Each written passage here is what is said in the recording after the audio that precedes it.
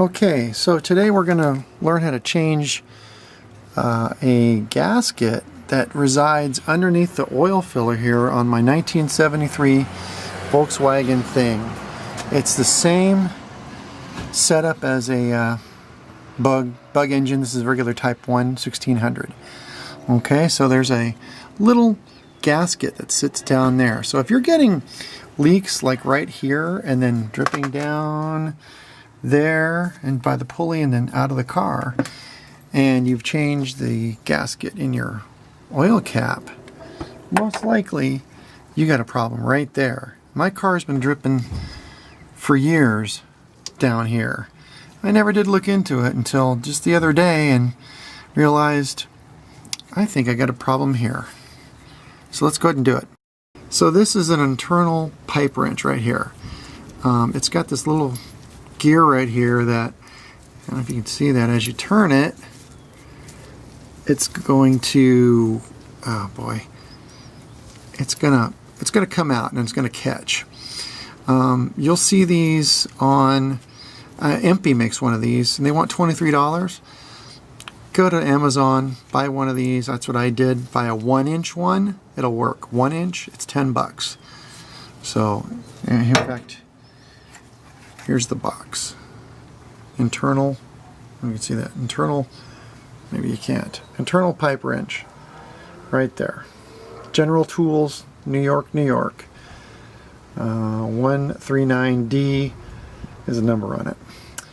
The next thing you need is one of these, or a socket wrench if you can find one to fit that. I couldn't. It seems to be a metric hex, but I'm not sure exactly what it is, but this works just fine. So what you want to do is take this thing and shove it down in there. Now it's going to want to go pretty far down. What I found out is that you don't really need to go too far down. Let's see if I can make it go down for you here. I guess I can't. Anyway, you get it in there, and as you turn it, it's going to catch. That little gear is going to come out and it's going to lock it. Then you take this wrench, put it on there, and turn it counterclockwise. And that should take out the gland nut. Okay, so now I got the gland nut out. Here's a gland nut right here. You can see what it's talking about. It's got little slots in it, and the gland nut wrench goes in there, and from what I've heard, it could slip. So this little wrench, internal pipe wrench, actually goes inside the middle here. You can see that, and catches it. It's a real good way to go. When I took mine apart, I found that there was no gasket at all under there. So no wonder it's leaking. So take it apart, clean it up. There's a gasket there, take it off, and I'll show you what to buy. Okay, so here's the part I got.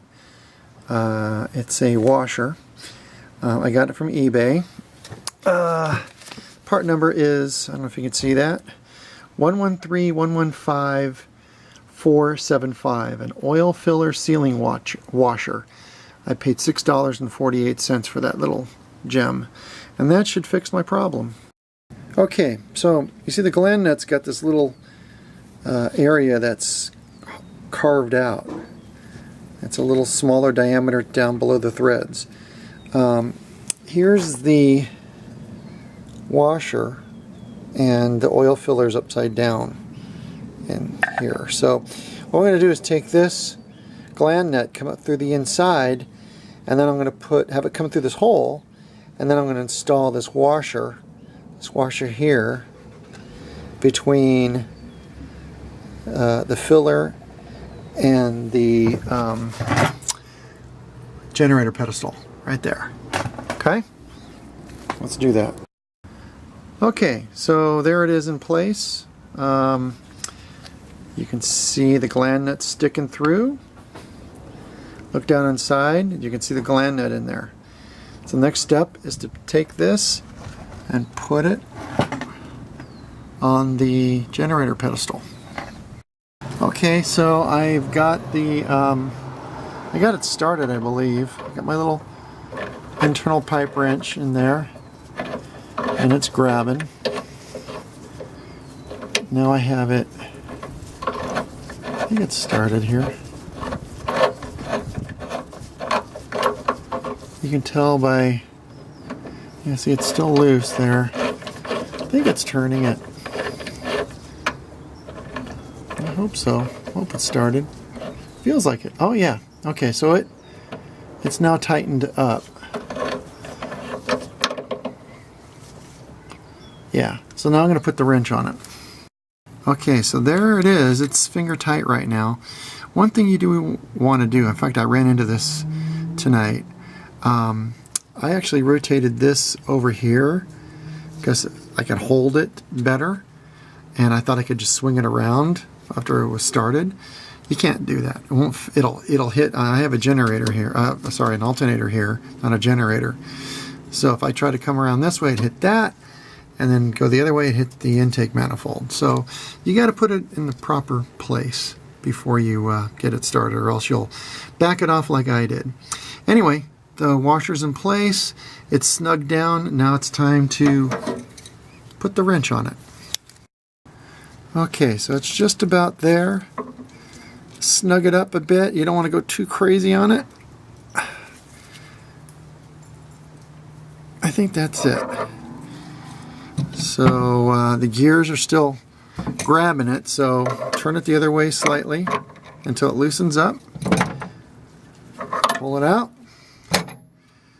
Make sure it's not moving, and it is not. Put this back on. Put your oil cap back on. And there you go. Hopefully no leaks. Hope you enjoyed this video and it helps out. And we'll see you later.